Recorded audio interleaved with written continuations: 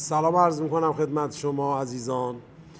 میخواستم در رابطه با گیرپاچ چرخ خیاطی که از کجاها میتونه این مشکل گریبان این چرخ شما رو بگیره و چه علتهایی میتونه داشته باشه. شروع کار میخوام گیرپاچی که الان پیش اومده و ناخواسته بود و بهتون عرض کنم.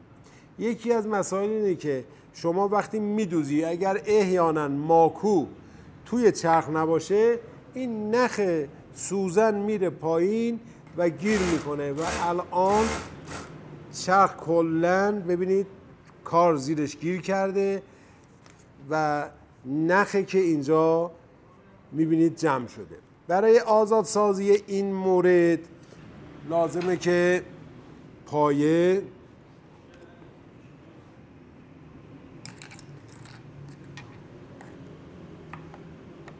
و صفحه کاملا باز بشه تا این نخ از لای بست کمپلت جدا بشه. بعضی موقع به همین سادگی نخو میشه از توی کمپلت در آورد و چرخ دوباره آزاد میشه و مشکلی هم نداره. بعضی موقع لازمه که ما بست کمپلت رو باز کنیم بدون اینکه پیچ‌های کمپلت رو دست بزنیم. نخ موجود در لای شیار کمپلت رو خارج کنیم و چرخ در این صورت کاملا آزاد میشه و میتونید به کارتون ادامه بدید. ولی گیرپاچ فقط همینجا نیست. یه زمان میبینید سوزن شکسته و نوکش رفته لای کمپلت گیر کرده.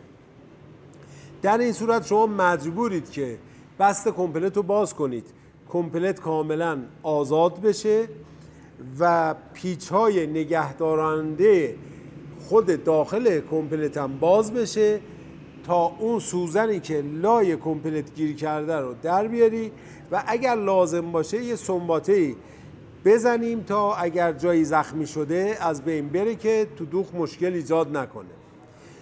این 3 مورد رو الان عرض کردیم. مورد 4 زمانیه که شما چرخت به علت کثیفی روغن یا کمبود روغن یا فشار بسیار زیادی که روی چرخ میارید چرخ صفر بشه و به اصطلاح گیرپاچ بشه و این گیرپاچ رو باید ببینیم که از میل سوزن داغ کرده گیر کرده یا کمپلت گیر کرده یا توپی که رو شفتش بوربرینگ است و بوش هستش اینا داغ میکنه به هم جذب میشه میچسبه و امکان این که به چرخه رو ازش میگیره.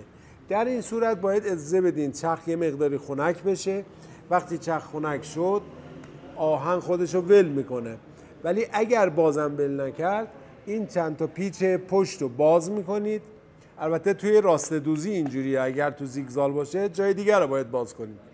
این چند تا پیچ رو باز میکنید و با یه موادی پاک کننده مثل WD-40 اسپری میکنین روی بوش ها و شفت تا خودش رو ول کنه. معمولا اگر زیاد فشار نیامده باشه با همون اسپری رفع میشه و با کمی فشار به توپی آزاد میشه و بعد از اینکه روغن کاری کردید چرخ کاملا کار میکنه و اون مشکل گیرپاچ شما برای همیشه رفع میشه.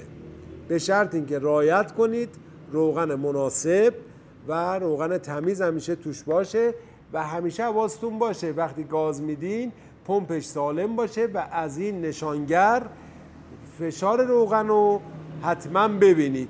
اگر فشار روغن رو اینجا دیدید و مشاهده کردید احتمال گیرپاچش به 0 میرسه. این بود قضایای گیرپاچ و جام کردن چرخ. توی راسته اینه و تو چرخهای دیگه هم باید ببینی کجاها درگیره اون قسمت ها رو آزاد کنی. از اینکه توجه کردید متشکرم. موفق باشید.